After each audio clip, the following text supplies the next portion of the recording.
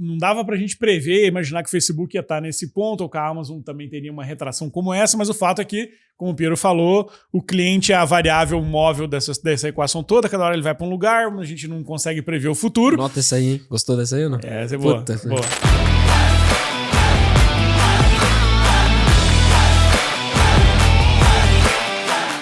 Bom dia, boa tarde, boa noite, amigos do podcast Organizações Infinitas. Estamos aqui mais uma vez para falar sobre crise nas Big Techs com o Piero Franceschi. E aí, tudo em ordem? E o Cristiano Cruel. Valeu! Lembrando sempre que o nosso podcast está disponível todas as quartas-feiras, às 17 horas, nas principais plataformas, mas principalmente na plataforma da Start. Se você ainda não baixou o nosso app, é hora de baixar, tá perdendo o melhor conteúdo sobre inovação e empreendedorismo da internet brasileira. Esse podcast nasceu do nosso livro Organizações Infinitas e a gente vai falar hoje um pouco sobre o que está acontecendo com as Big Techs, Facebook, Amazon, Twitter, todo mundo passando por momentos de dificuldade. Como o Piero disse, se eles estão mal, quem é que tá bem, né, Piero? O mundo tá chacoalhando. E se tá chacoalhando para eles, imagina pro resto, né? Mas olha só, o que chamou atenção nessa semana foi, de fato, a Amazon, né? A Amazon perdeu 200 bilhões de dólares de valuation num dia só, e isso foi impulsionado por quê?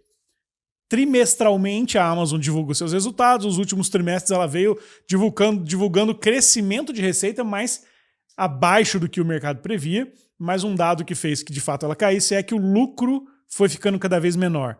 No último trimestre, há 2 trimestres atrás era 6% de margem, depois 4% de margem, agora 2% de margem, né? O lucro da Amazon vem caindo, isso vem puxando o preço da empresa para baixo, fez com que ela saísse do clube do trilhão, o clube das empresas que vale $1 trilhão, que hoje só tem Apple, Microsoft e Google. A Amazon caiu, o Facebook já tinha caído, mas o fato é que a Amazon vende mais, mas a margem é menor.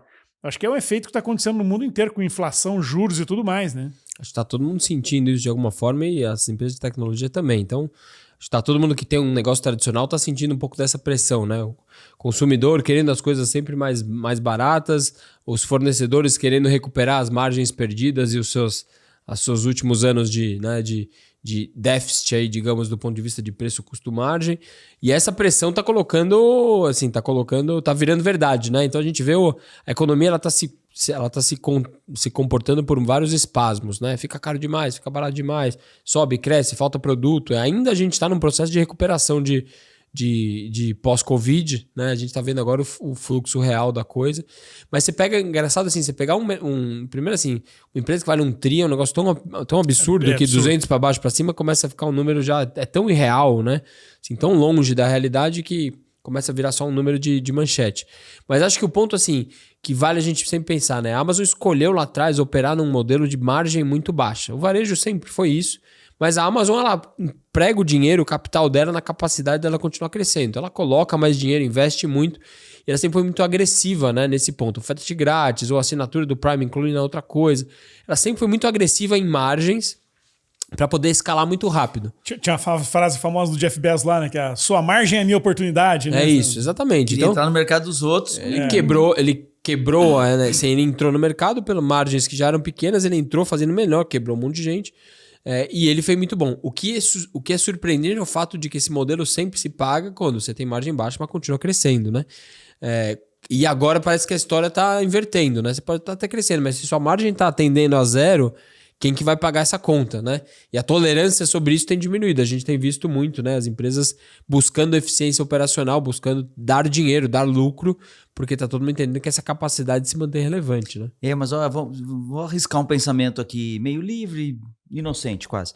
Olha só, primeiro, o mundo hoje não tá dando sinais de macro forças para otimismo. Não. É guerra, polarização, concorda? Hiperinflação. E daí quando dá o pessimismo aquele e todo mundo começa a jogar um pouco mais na retranca, a coisa vem. Tá, então a coisa perde um pouco do elan, da energia e tudo mais. Nós ainda estamos vivendo talvez aquela conversa de as empresas Covid up e as Covid down. Uhum. A Covid empurrou uns negócios para cima e derrubou outro tipo de negócio. O crescimento bem e-commerce, tipicamente empresas que nem a Amazon no e-commerce, foi brutal. Talvez está dando o efeito do elástico aquele. Ele passou do ponto e ele... Do pêndulo, né? Tá voltando, exatamente. Né? Ele tá voltando, a gente não sabe ainda talvez onde é que ele vai parar. Ainda a gente lembra que resultado mesmo na Amazon, eu acho que você compartilhou uma coisa entre nós esses dias, que ainda vem muito lucro do AWS. Mas metade ou mais de metade, né? Ou seja, o ambiente AWS, serviços de cloud, de computação e tudo mais, né, continuam sendo ainda o grande filão de resultado da Amazon, né? E sempre foram empresas muito vorazes em gastar, né? Gastando em operações para dar escala e gastando muito também nas experimentações de projetos. Como essas empresas que nós estamos falando hoje, elas são empresas relativamente jovens, né? E elas entraram criando rupturas em mercado.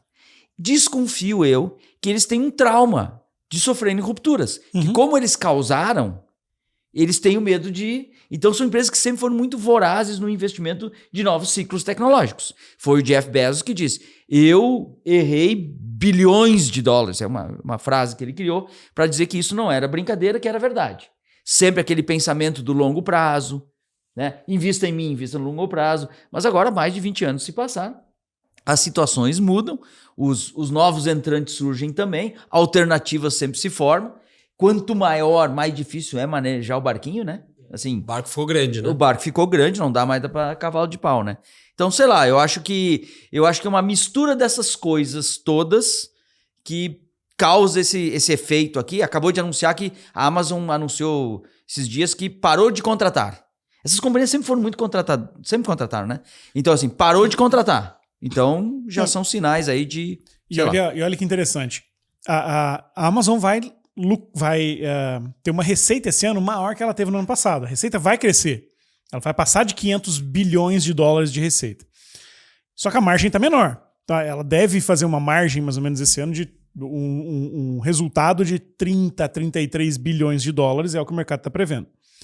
Só que ela gasta, olha só, dos 33 bilhões de dólares que o mercado prevê que ela vai fazer de lucro esse ano, 8 bilhões de dólares ela teve de despesa com demissão de novos funcionários. Olha só, dos 33 que sobra, 8 é demissão. Por que isso aconteceu? 90 dos funcionários que a Amazon contratou no último ano, 33% deles só ficaram na empresa por 90 dias. Isso gerou esse turnover nos depósitos da Amazon, nos armazéns. A rotatividade é de 150% dos funcionários em um ano. Troca 1,5 vezes cada funcionário por ano. E essa despesa de 8 bilhões de dólares está pressionando também a margem. Então olha como que um efeito daquele movimento de muita gente pedir demissão, contratar muita gente demais na pandemia porque acelerou. Lembra aquelas coisas? A Amazon contratava 200, 300 mil pessoas durante a pandemia, aumentou demais o custo da empresa e contratou de certo muito acelerado, contratou errado, não sei o que, e gera essa despesa enorme de 8 bilhões de dólares no único ano com reposição de pessoas que ficam só 90 dias na empresa. É maluco pensar numa velocidade de troca de gente como essa, né, cara? E o mercado tá mexendo muito e tá todo mundo tentando achar o melhor jeito de equilibrar, né? De novo, quando você tem oferta e demanda variando, tudo que tá no meio acaba sendo esmagado.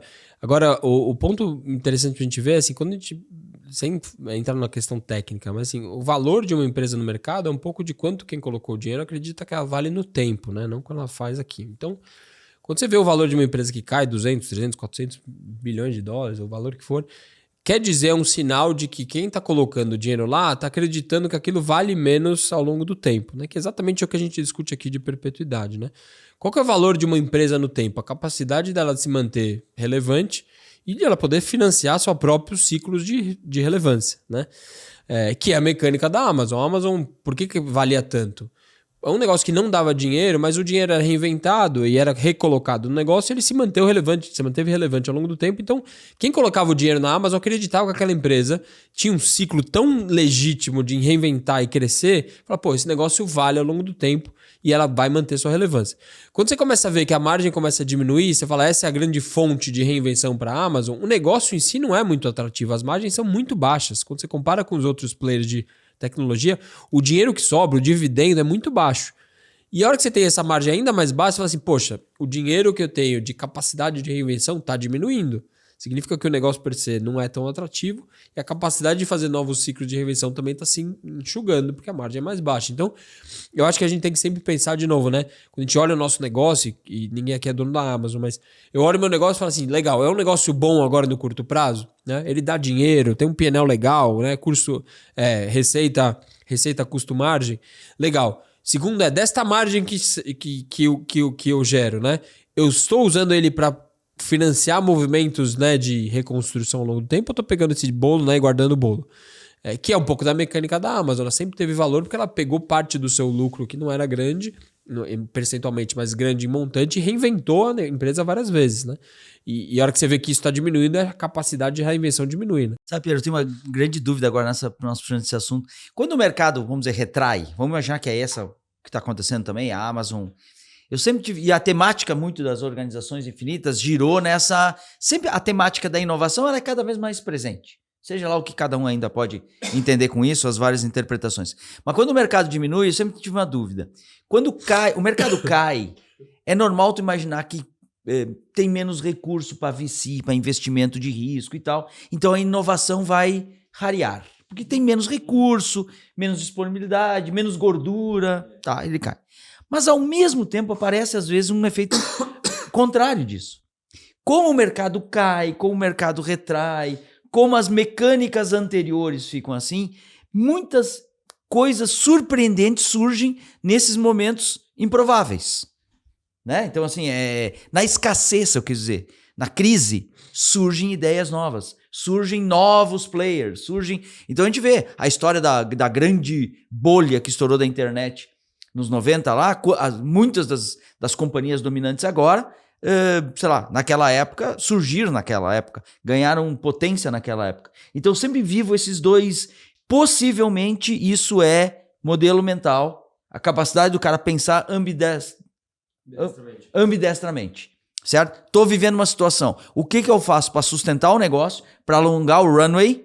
E o que eu faço nesse momento que está todo mundo voltando? Como é que eu faço novos experimentos? Porque como está todo mundo recuando, talvez é o momento de eu fazer os experimentos, porque eu vou fazer sozinho. Eu vou ter mais chance de pegar novos mercados. É legal você falar isso que eu vi. Eu li hoje um post no Twitter lá de um jornalista americano que cobre tecnologia. Ele fez exatamente essa análise. Ele falou, as empresas que nasceram depois das grandes crises. Então, se você pegar as últimas grandes crises, você pode chamar o Covid de uma grande crise, 2008 lá, grande crise, e voltando para trás desde lá, de 1929, a Bolsa Americana, não sei o quê, nasceram no ano subsequente ou no ano em que a crise estourou. Airbnb, Burger King, Disney, GM, Uber, Slack, Square, WhatsApp, são todas empresas que nasceram ou no ano de uma grande crise ou no ano subsequente. Mostra que... Tudo mais recua, né? Olha só. Mais recua, né? Quando existe um grande problema, abre-se também uma grande oportunidade. Né? Quando uma grande empresa não consegue se reinventar, deixa um espaço para alguém. Agora, falando só voltando no gancho da Amazon ali, a Amazon hoje vale menos do que ela valia em 2019. Menos do que ela valia em 2019. Naquela época ela valia 920 bilhões de dólares, hoje ela vale 917 bilhões de dólares. O Facebook, que é outro que está nesse mesmo processo, o Facebook vale hoje 236 bilhões de dólares. Só? Facebook Só. Meta. Valia 1,1 tri no começo, há um ano atrás. 1,1 para 236. Perdeu 800, 900 conto. Mas esse 236 é menos do que ele valia em 2015. Em 2014 valia 216, hoje 236. Ele foi fundado em 2004. Então olha só, nos primeiros 10 anos ele acumulou 216 bi de valuation. Depois chegou em 1,1 trilhão. E em um ano perdeu tudo e voltou a 2014. Olha como que essa visão do mercado, pegando o que vocês falaram, comentários, sobre a visão do futuro, né? Futuro, né? Em 2014 o cara olhava para o futuro e dizia, pô, esse Facebook, isso aqui vai ser uma coisa incrível. Precificava o negócio lá em cima. Hoje olha para frente e diz, pô, eu não sei se esse Facebook tem muito futuro. E ele voltou ao preço que ele tinha, valorização de mercado, quanto a empresa valia, a 2014. Olha que Que loucura essa... Mas essa precificação de futuro, né, que é super interessante, porque em 2015, volta a câmera para o observador, 2015, Facebook lá já tinha seus 2 bilhões de pessoas engajadas, tinha comprado o Instagram, o WhatsApp, tudo quente, maravilhoso, não tinha TikTok no radar, não tinha metaverso, ninguém falava Nada de porra podia nenhuma. trabalhar, né? Assim, cara, quem vai dominar a porra desse mundo? Tem 1/3 da população dentro do negócio, o cara conhece todo mundo, fala assim, o mundo é do Facebook, vale um bi. Vale um tri, ou vale mais. For. É a maior empresa do mundo. Põe Tem todo mundo, lá. dado ao petróleo, maravilhoso, acaba o mundo, né? Algoritmos, tal, publicidade, alta margem, maravilhoso. No final, quando você corta a câmera, passa 7, 8 anos depois, você olha pra frente e fala assim, cara, peraí, tem uma base de um monte de gente no Facebook que não entra mais, não engaja. Tem o Instagram que já tá passando TikTok. O cara tá botando todo o dinheiro no metaverso que ninguém sabe o que é. Você olha pra frente e fala, é normal que valha 5 vezes menos? Ou sei lá quantas vezes, fiz uma conta aproximadamente 6 vezes menos. Aí você fala, porra, porque pra frente o cenário é muito mais nebuloso, né? E a gente fala, né, assim, o Cru falou, né? Pô, vale só 236 bilhões, é muito dinheiro. Mas é só muito comparado ao 0,1 trilhão, né? E o que ele perdeu, esse intervalo do que ele perdeu de 800 bilhões, dá pra comprar. Netflix, Airbnb, Uber, Twitter, PayPal, SpaceX, Nike, Starbucks, Nubank, XP, Spotify, Snap e Pinterest. Ainda sobra 1 bilhãozinho. O que ela pra comprar perdeu... tudo isso. Dá até pra levar uma start, eu acho. Leva a gente junto. Se bobear, leva. Leva nós junto. só pra... se um bi de dólar tá bom, Não. já pode levar, tudo bem, não tem problema. Vamos ligar pro Mark. Liga pro Mark. Mas que curioso, né? Esse mundo digital, ele é traiçoeiro. Porque sim, ele é muito veloz. Então, o que faltou todo na estratégia, talvez, do Facebook na época, então, foi combinar com os TikTok da vida, né? Então, faltou combinar com os russos ou com os chineses, sei lá. Mas a lógica é, o mundo digital, ele permite a criação de negócios que podem surgir quase que instantaneamente, faz cotovelo de couro e toma mercado. Ele tem esse efeito. Mas ele também sofre desse efeito.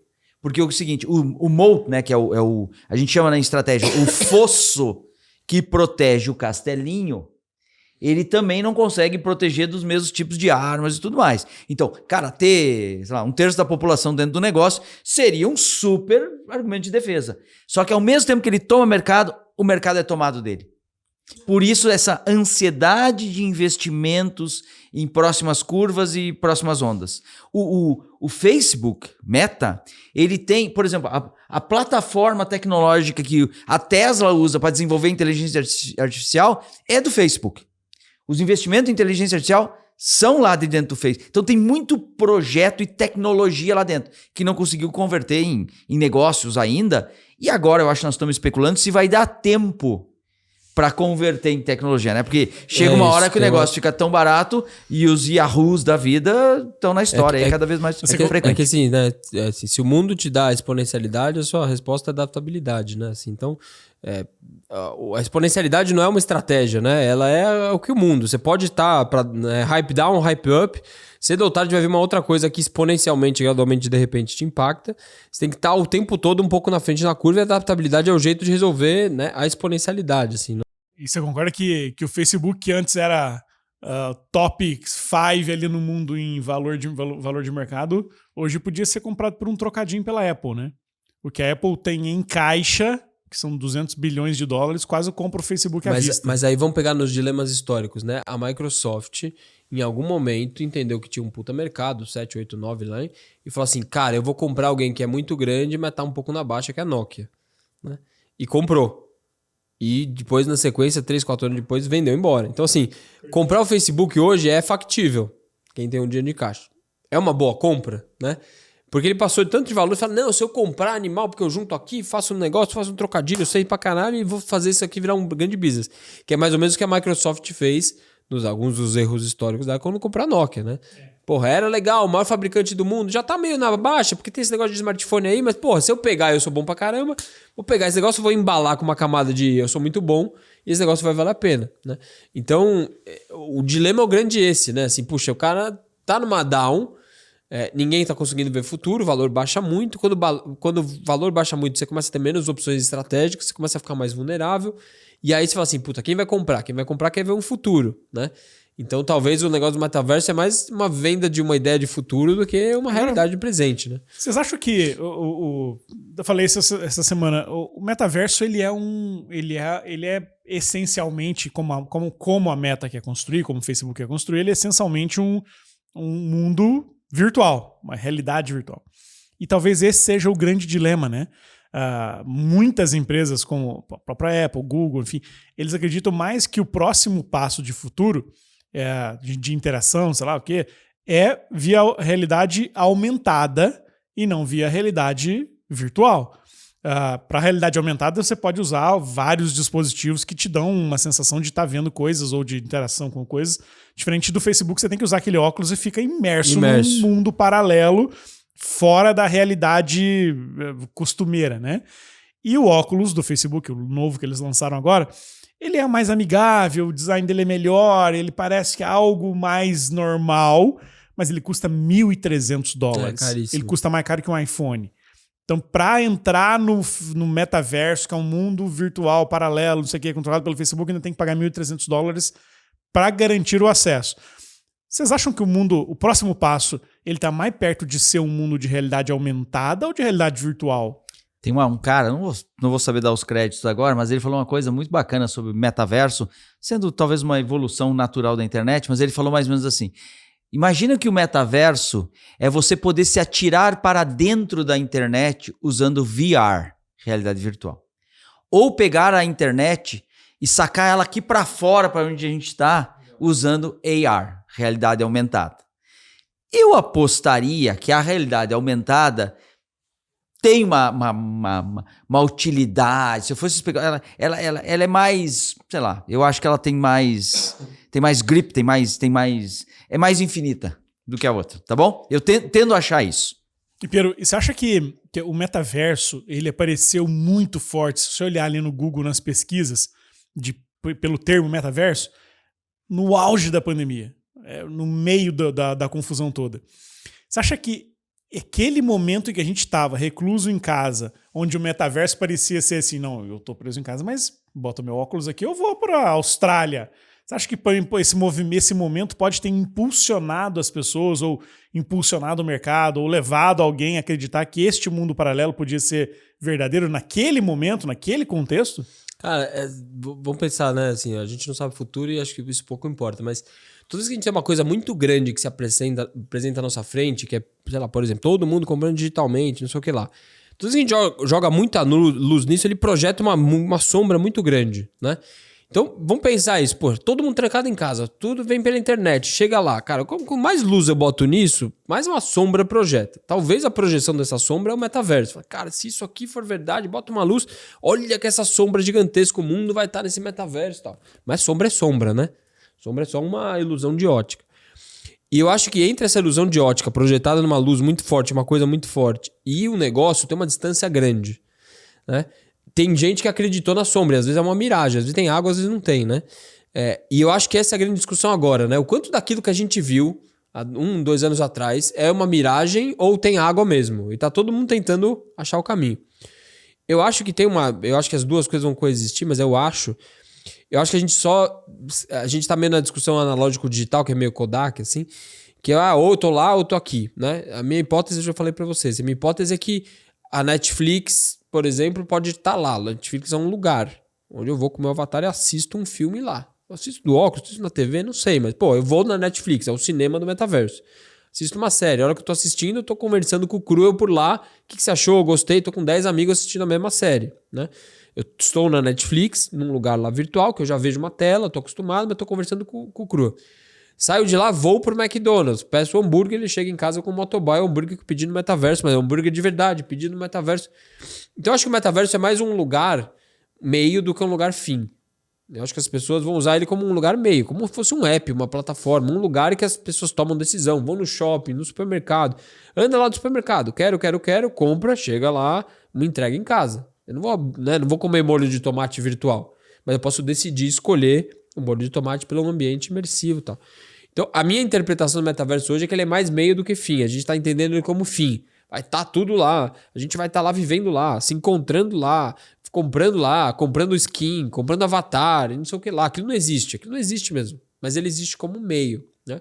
Então, ao mesmo jeito que a gente entra no app aqui, curte um like de cachorro, talvez lá eu vou ver o cachorro do Crua no avatar e vou dar um like no cachorro dele, mas vai estar lá, né? E não num pedaço de chip aqui que põe foto, enfim. A sua pergunta, eu acho que a pandemia, sim, ela jogou mais gasolina nessa conversa, porque o Zoom, ninguém sabia que existia. Muito pouco. E ele, então, assim, eu acho que essa especulação de ambientes mais virtuais, trabalhar virtual, sei lá, telemedicina e tal, ela empurrou um pouco isso. E talvez, Júnior, naquele momento, o Facebook, que virou Meta, ele já vivia alguns dilemas. Em 2015, eu acho que você falou aí que teve um valuation máximo das antigas ali, foi perto ali quando o Zuckerberg apontou a estratégia do Facebook, e ele dizia, vou consolidar como ecossistema, depois vou trazer novos produtos, Instagram, WhatsApp e tudo mais. E o futuro, ele dizia, o futuro é baseado em 3 coisas: conectividade, VR e inteligência artificial. Talvez a pandemia deu momento para ele fazer esse all-in. Já devia ter uma predisposição, um problema, uma dificuldade, precisava renovar os votos do visionário e coisas assim. E não vamos esquecer, quando o mundo do smartphone começou a crescer, o Facebook demorou demais para criar a app. Tanto é que quando ele criou a app foi muito ruim. Ele teve que recuar e lançar outra, mas ele perdeu ali uma coisa que não criou muito dano, mas ele perdeu ali. Então, talvez, vamos misturar as coisas, uma transformação brutal no comportamento das pessoas, uma crise que nem pandemia inexplicável. Talvez já sentindo a força de um novo entrante que vem da China, disputas. O governo, o Senado americano apertando as big techs porque eram muito poderosas e ele já tinha sofrido a crise das eleições nos Estados Unidos. Ele já tinha o trauma de ter perdido uma onda, atrasado e tem. Junta tudo e o cara faz um all-in, né? Ele joga pesado. Por enquanto está custando 800 bi. É isso? E olha só como é que essa história da pandemia faz sentido, né? No último trimestre de 21, ou seja, nessa mesma época do ano, lá no ano passado, o metaverso do Facebook, a lojinha dentro do Quest lá, dos óculos, né? Faturou 900 milhões de dólares. Quase $1 bilhão de faturamento dentro da lojinha, comprando coisinha lá dentro. Quando isso? Há um ano atrás, no quarto tri de 21. Caramba, me surpreendeu. Tudo isso. Primeiro tri de 22, 700 milhões. Segundo tri de 22, 500 milhões. Terceiro tri de 22, 300 milhões. Vem sendo desidratada a receita que o Facebook faz. Soma ainda é maior, mas se olhar as fotos estão ficando... Tá ficando menor. E, por outro lado, o prejuízo que o Facebook tem com o metaverso só aumenta. Foi de 3,3, agora depois caiu para 3, agora é 3,7 bilhões de dólares por trimestre de prejuízo. Pode chamar de prejuízo o que ele investe versus o que gera de receita, né? Vai dar uns 12 aí no ano, 12, 13 no ano. Então, isso impulsionou um movimento que a gente viu há poucos dias dos maiores investidores do Facebook publicarem uma carta pública dizendo para o Mark: para de investir nesse negócio. Não está funcionando, a empresa está só se desidratando, o que a gente ganhou nos últimos anos está indo para o buraco. Nos primeiros 10 anos, a empresa valeu 12 bi, os próximos 10 ela continua valendo os mesmos 200 bi. Então, é um momento difícil, né? É um compromisso com o investidor, e aí, de novo, né? É sempre o dilema, né? Você faz estratégia para a empresa ou para o acionista, né? Sempre o dilema de um momento como esse. Um momento como esse é o mesmo momento das empresas muito grandes que chegam na liderança e uma hora tem que tomar uma decisão muito dura que o padrão que elas construíram toda a sua fama e fortuna vai ter que ser um outro padrão, o mundo está mudando e é uma prova de novo, né? Até os grandes, mais gigantes, mais modernos estão sofrendo os impactos. O curioso é, voltando no ponto inicial, assim, a Amazon valer hoje igual a antes da pandemia é muito legal, né? Assim, curioso. Você fala assim, antes da pandemia, e-commerce, legal, bacana. Puta, pandemia, todo mundo vai comprar e-commerce. No final, passa 2, 3 anos depois, vale igual, né? Assim, é uma jornada onde você fala assim, tá, ok, tem uma razoabilidade ali de valor pós toda a hype, né? Mas você sabe, a gente fala lá de Facebook, Meta, parece tão distante, né?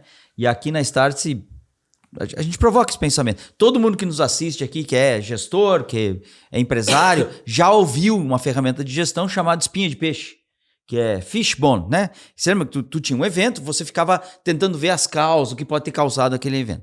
Hoje, nós, além do Fishbone, nós temos que pensar no... Nós chamamos aqui de quebra-osso, que é o Shiftbone, faz ao contrário. Imagina que isso ocorra, que impactos isso tem. Vamos fazer uma especulação rápida, para ver se toca em qualquer um de nós aqui. Digamos que o Facebook, a Meta, como companhia, não se torna mais sustentável economicamente. Ok? Porque para manter, para operar, para investir, especule que o WhatsApp pare de funcionar. O Instagram pare de funcionar. Ok? Que impactos isso pode ter na nossa vida? Você imagina que todo mundo usa o WhatsApp quase que diariamente por motivos diferentes. Quanto de venda começou a ser feito no varejo utilizando o WhatsApp? Quantos influenciadores, quantas marcas, sim, quanto de dinheiro é investido no Instagram para alcançar cliente e alcançar mercados? Se um evento maluco desses acontecer, ele causa um impacto na hora, assim, é instantâneo. Imagina, desligaram. Pode ser um efeito, pode ser um problema econômico, podia ser uma cyber crise também, né? Faz isso. Isso não é fazer testes de especulações e análises conspiratórias e nada. Mas é entender que nós estamos vulneráveis a efeitos que acontecem em qualquer lugar. Por isso que essa capacidade de se adaptar tá no core dos negócios para mim. Né? Assim, tu tem que ter um mecanismo que, cara, travou lá, em quanto tempo tu redireciona toda a captura e atenção para um TikTok, por exemplo, se fosse. Ou para uma outra que pode surgir. Para mim, isso está no core no desenho dos negócios hoje. Nós não conseguimos prever e não conseguimos dominar todos os efeitos. Mas tu consegue definir quão versátil tu eventualmente pode ser, dado que aconteça uma coisa que tu não tem como lidar. Mas por isso que acho que a grande chave, né? Isso vale para todo mundo, rede social, varejo, qualquer coisa assim. A chave é uma lógica muito industrial, né? De que a minha vantagem competitiva é o que eu faço, né? É industrial, assim, o que eu ofereço para o mercado, o produto, o serviço que eu vendo e tal. Nesse caminho, vencia quem tinha o melhor produto, o melhor serviço, né? Agora inverte um pouco a lógica, que assim, a grande vantagem competitiva é como eu toco o meu negócio, que é a capacidade de me adaptar o tempo todo, porque o cliente tá numa variável, o cliente é variável móvel, né? Ele tá o tempo todo escolhendo coisas diferentes, olhando várias outras coisas, comparando, vendo percepção de valor completamente diferente. Então a variável móvel é o cliente. Então na prática a vantagem competitiva é mais como eu toco o meu negócio do que o que é o meu negócio, né? O que ele é. Então eu acho que quem toca um negócio hoje precisa. Assim, o primeiro checklist mental assim, é qual a minha capacidade de me adaptar rápido, né? E sentir o mercado e tomar coragem da adaptabilidade, que nem sempre é um caminho seguro. Testando coisas, enfim, achando caminhos para manter a relevância.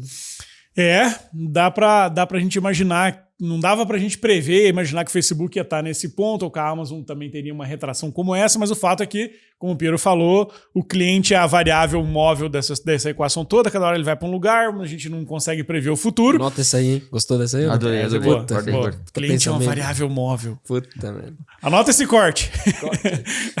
E a gente não pode esquecer que isso já aconteceu no passado com uma empresa tão grande quanto o Facebook. Lá em 97, se a Microsoft e o Bill Gates não botam um dinheirinho no caixa da Apple, a empresa tinha falido nos 15 dias seguintes, né? Segundo a história nos conta. Então não dá pra dizer que isso vai acontecer, mas a gente já viu coisas acontecer com grandes empresas como o Facebook, como a Amazon, enfim. Mas é isso, turma. Muito bom o nosso papo de hoje, comentando sobre as Big Techs, sobre os cenários, os movimentos. Não se esqueça, você que está nos assistindo, se você perdeu a primeira edição do Workshop Organizações Infinitas, aqui no link aqui embaixo, tem como você se inscrever para a próxima edição. Nele, eu, Cristiano Cru e o Piero passamos um dia mostrando os frameworks, os processos, a maneira de aplicar as teorias das organizações infinitas no seu negócio para que você consiga se reinventar o tempo todo para acompanhar esses movimentos de mercado e continuar sendo relevante. Certo, amigos? É isso aí. Vamos nessa, então. Até a próxima. Tinha a última palavra aí, Cristiano Cru? Não, eu me lembrei agora para ajudar no livro, toda essa história nossa aqui, para que você tenha o livro, vai lá na página ver o EV2, nós temos que ter observatório de sinais, tem que ficar sacando essas coisas, e tem que ter EV3 e tem que ter o EV4. EV4 é estratégias ambidestras. Tem que ter uma capacidade de jogar os dois jogos ao mesmo tempo, né? Tem jogo que é mais finito e tem o grande jogo que é o jogo infinito. Isso que o Cristiano tá falando, ó, tá aqui, ó, os códigos do infinito de mais de 2.500 empresas que a gente estudou e descobriu o que faz as empresas serem infinitas. O Cristiano deu 2 dicas aqui, 2 códigos. Clica aqui, aproveita para participar do workshop e aprender sobre os outros 18. Valeu! Valeu! Valeu!